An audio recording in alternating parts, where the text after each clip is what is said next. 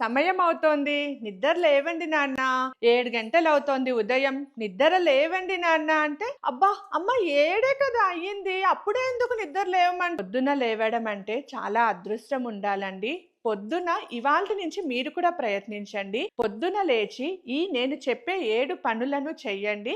మీరు ఎంత ప్రశాంతంగా, ఎంత ఆరోగ్యవంతంగా ఉంటారో మీకు మీరే తెలుస్తుంది. మొదటిది, ఉదయం 7 గంటల మునుపే నీటిని తాగండి. ఒక గ్లాస్ నీళ్లు తాగండి.